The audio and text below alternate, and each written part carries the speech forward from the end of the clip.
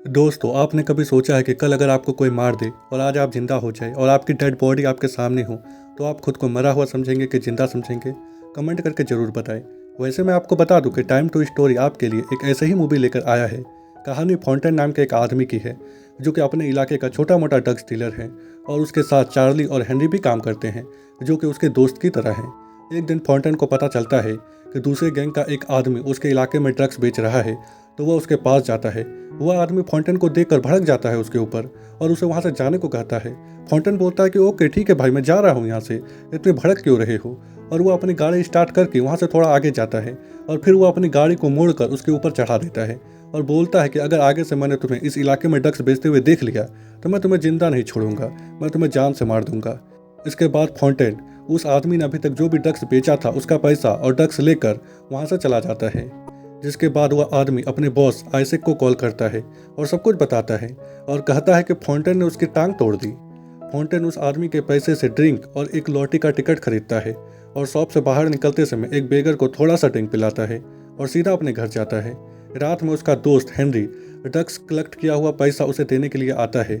Fountain उससे बताता है कि आजकल आइजैक के लोग उसके इलाके में ड्रग्स बेच रहे हैं, तो वह कहता है कि अगर तुम कहो तो हम लोग उन्हें जान से मार सकते हैं।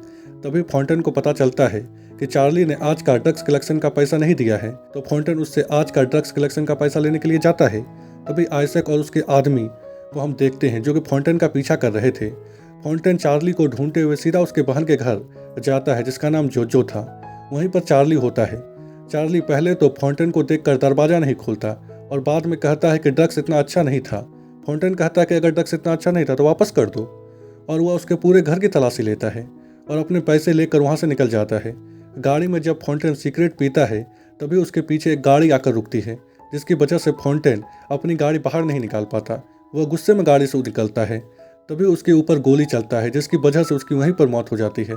गोली चलाने वाला कोई और नहीं, वही आदमी होता है जिसे फाउंटेन ने अपने इलाके में ड्रग्स बेचने नहीं दिया था, और उसका बॉस आइजैक भी होता है।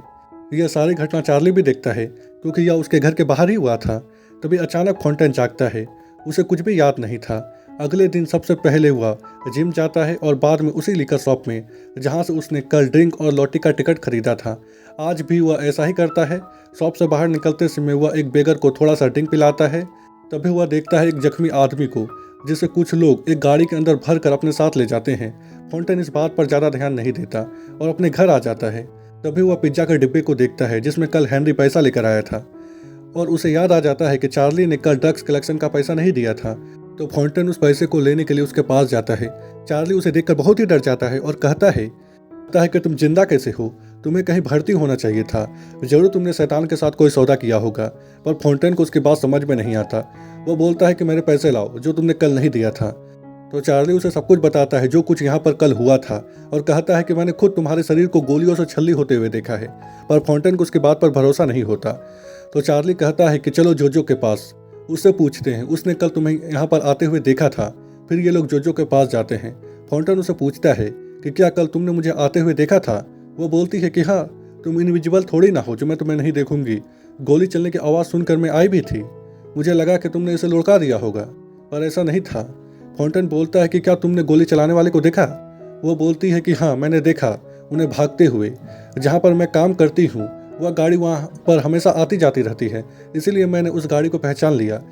जिसके बाद फाउंटेन चार्ली और जोजो को अपने साथ लेकर जाता है जोजो के बताए गए लोकेशन पर। वहाँ पर एक गाड़ी खड़ी होती है। फाउंटेन कहता है कि मैंने कल इस गाड़ी को देखा था। फिर वो अपनी बंदूक निकालता है घर के अंदर जाने के लिए। चार्ली कहता है कि तुम आज कुछ अलग ही मूड में लग रहे हो, तुम अंदर जाओ, मैं तुम्हारा बाहर इंतजार करता हूँ। पर जब फाउंटेन अपनी बंदूक को रीलोड करता है तो चार्ली उसके साथ जाने के लिए मान जाता है। फिर ये लोग घर के अंदर जाते हैं। वहाँ पर कोई भी नहीं होता। तभी फाउंटेन को बाथरूम के दरवाजे के पीछे एक लिफ्ट मिलता है, जिसके जरिए ये लोग नीचे जाते हैं डरते हुए। नीचे एक बहुत बड़ा लैब होता है जहाँ पर एक साइंटिस्ट काम कर रहा था, जो कि इन्हें देखकर वहाँ से भागने की कोशिश करता है, पर ये लोग उसे पकड़ लेते हैं।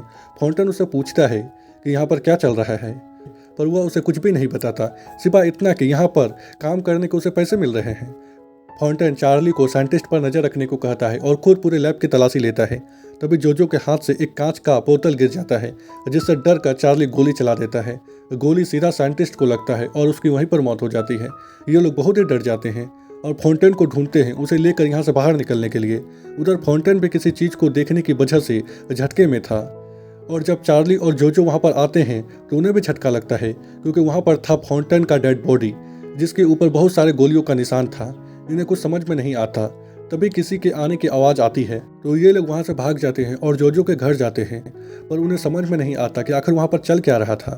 फाउंटेन कहता है कि मैं वह नहीं था, मैं हूँ, पर चार्ली कहता है कि पता नहीं कैसे भाई, पर वह आदमी तुम ही थे। इस बात पर इन लोगों के बीच में हल्की सी बहस हो जाती है। फाउंटेन वहाँ पर जाना चाहता था यह पता करने के लिए कि आखिर वहाँ पर चल क्या रहा है, पर जोजो उसे रोक लेती है और कहती है कि हम कल वहाँ पर साथ में जाएंगे, अभी वे लोग हमें ढूंढ रहे होंगे। फाउंटेन बोलता है कि ठीक है, पर अगले दिन वह वहाँ पर अकेले ही चला जाता है अपने साथियों के साथ। वहाँ पर उसे कुछ भी नहीं मिलता, ना वह लिफ्ट और ना ही वह लैब। वहाँ पर सब कुछ गायब हो गया था, जैसे पहले यहाँ पर कुछ था ही नहीं। फाउंटेन यह बात जोजो और चार्ली को बताता है। उन्हें भी कुछ समझ में नहीं आता कि आखिर ऐसा हो कैसे सकता है। कल ये लोग वहाँ पर गए थे और आज सब कुछ गायब हो गया। तभी चार्ली कहता है कि मैंने कल से कुछ खाया नहीं है और मुझे भूख लगी है। जिसके बाद ये लोग एक होटल में जाते हैं खाना खाने के लिए। वहाँ पर खाना खाने के बाद ये लोग हंसने लगते हैं। ये लोग ही नहीं, वहाँ पर मौजूद सारे लोग हंस रहे थे। यह बात चार्ली गौर करता है और कहता है कि खाने में जरूर कुछ मिला है। जब हम लैब में थे तभी मैंने सफ़ेद पाउडर टाइप का कुछ सूंघा था, जिसके चलते मैं हंसने लगा था। तभी ये लोग एक आदमी को देखते हैं जो कि बिल्कुल उस साइंटिस्ट की तरह होता है जिसे चार्ली ने गोली मार दिया था। इन लोगों को उसके ऊपर शक हो जाता है। फाउंटेन उसे पूछताछ करना चाहता था, पर जोजो कहती है कि यह काम मैं करती हूँ। इसके बाद ये लोग होटल से बाहर निकल जाते हैं और जोजो उस आदमी को सड्यूस करने की कोशिश करती है, जिसके बाद वह आदमी जोजो को अपने साथ अपने ऑफिस में ले जाता है मज़े करने के लिए। जोजो उससे चिकन का रहस्य पूछने की कोशिश करती है और बोलती है कि उसमें ज़रूर कुछ मिला हुआ था। उसका टेस्ट थोड़ा अलग था, पर वह आदमी जोजो को कुछ नहीं बताता। वो कहता है कि यह कंपनी के नियम के खिलाफ है। तो जोजो उसे कुछ खाने के लिए लाने को कहती है और खुद पूरे ऑफिस की तलाशी लेती है। तभी उसका नज़र टीवी में पड़ता है, जिसे देखकर वो चौंक जाती है, क्योंकि यह कंपनी जो भी था इन लोगों पर नज़र रखे हुए था और उसे समझ में आ जाता है कि उन लोगों पर एक्सपेरिमेंट चल रहा है। जिसके बाद वह बहाना बनाकर किसी तरह वहाँ से भागती है और सारी बात चार्ली और फाउंटेन को बताती है और कहती है कि वह आदमी जो भी है हम लोगों पर रिपोर्ट बना रहा है, जैसे कि उस चिकन पर हम लोगों का क्या असर पड़ रहा है।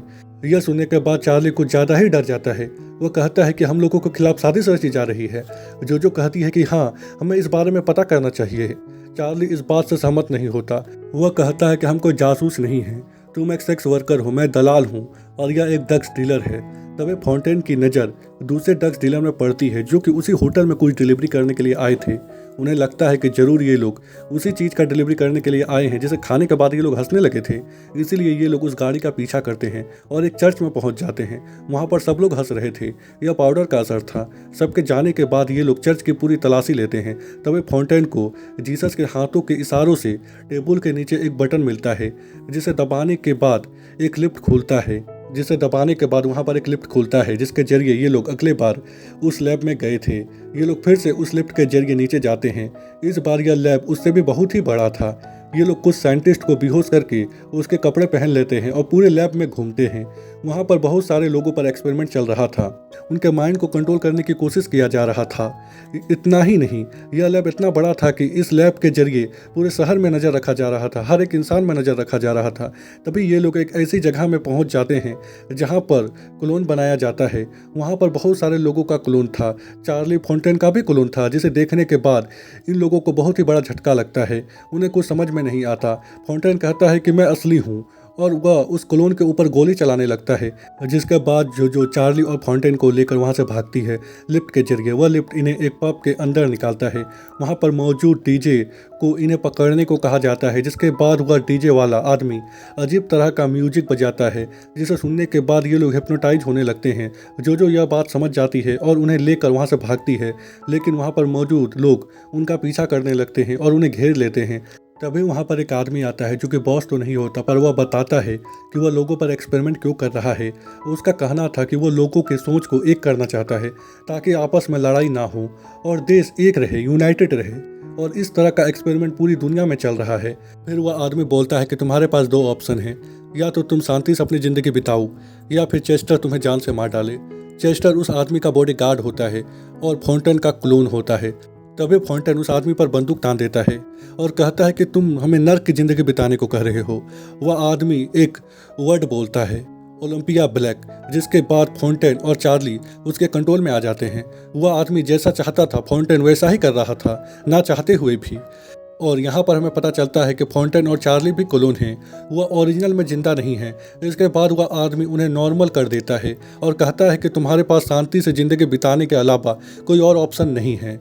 यह कहकर वह आदमी वहाँ से चला जाता है। इस घटना के बाद फाउंटेन को बहुत ही बड़ा झटका लगता है, क्योंकि उसे समझ में आ गया था कि वह असली नहीं है, वह एक क्लोन है। इसीलिए जब जोजो उससे मदद मांगने के लिए आती है उनका पर्दाफाश करने के लिए, तो फाउंटेन उसकी मदद नहीं करता और कहता है कि सब लोग उसके कंट्रोल में हैं, हम कुछ नहीं कर सकते। पर बाद में उसे अपनी गलती का एहसास होता है, तो वह चार्ली के पास जाता है। तो उसे पता चलता है कि जोजो गवर्नमेंट को कंप्लेन करने के लिए गई है, पर बहुत देर से वह वापस नहीं आई है। जिसके बाद ये लोग जोजो को ढूंढते हुए उसके दोस्त के पास जाते हैं। तो वह बताती है कि कुछ देर पहले उसने जोजो को देखा था, पर बाद में वह किसी गाड़ी में बैठकर वहां से चली गई। फाउंटेन को समझ में आ जाता है कि उसका किडनैप हो गया है और ये लोग उसे बचाना चाहते थे, पर लैब में जाने का मतलब था मौत। इसलिए फाउंटेन आइजैक के पास जाता है उससे मदद मांगने के लिए और उसे सब कुछ बताता है और कहता है कि ज़मीन के नीचे एक बहुत बड़ा लैब है। पर आइजैक को उसकी बात पर भरोसा नहीं होता। वह कहता है कि तुम्हें यहाँ पर नहीं आना चाहिए था। इसके बाद आइजैक फाउंटेन को गोली मार देता है। यह चीज़ वे लोग भी देखते हैं जो कि इंसानों पर नज़र रखे हुए थे। ये लोग फाउंटेन के डेड बॉडी को उठाकर अपने साथ ले जाते हैं और एक नए क्लोन को तैयार करते हैं जो उसकी जगह लेने वाला था। अगले दिन जब फाउंटेन का क्लोन जागता है और शॉप से ड्रिंक खरीद कर अपनी गाड़ी में बैठता है, तभी चार्ली और जोजो के दोस्त दोनों मिलकर उसे किडनैप कर लेते हैं। और यहाँ पर हमें पता चलता है कि अभी तक जो कुछ भी हुआ, फाउंटेन का मरना और क्लोन का किडनैप होना, यह सब एक चाल था ताकि फाउंटेन लैब में पहुँच सके, ताकि जब चार्ली सारे गैंग के लोगों को लेकर आए तब तक फाउंटेन कंट्रोल रूम में कब्जा कर ले और उनके अंदर आने में कोई दिक्कत ना। और होता भी ऐसा ही है, ये लोग अपने गैंग को लेकर बहुत ही आसानी से लैब के अंदर घुस जाते हैं और वहाँ पर तहलका मचा देते हैं। जिसके बाद सारे डॉक्टर और साइंटिस्ट वहां से भागने लगते हैं। जोजो भी उनकी कैद से आज़ाद हो जाती है। फिर चार्ली और जोजो दोनों मिलकर सारे क्लोन को आज़ाद कर देते हैं। तभी वहां पर एक आदमी आता है जिसने इन्हें शांति से ज़िंदगी बिताने को कहा था। वह बोलता है कि मैंने तुम लोगों को जिंदा छोड़कर बहुत बड़ी गलती कर दी।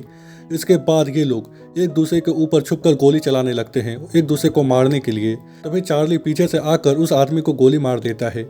वहीं दूसरी तरफ हम फाउंटेन को देखते हैं जिसके सामने चेस्टर यानी कि उसका ही क्लोन होता है, जो कि उसे मारकर बेहोश कर देता है और अपने साथ ले जाता है अपने बॉस के पास।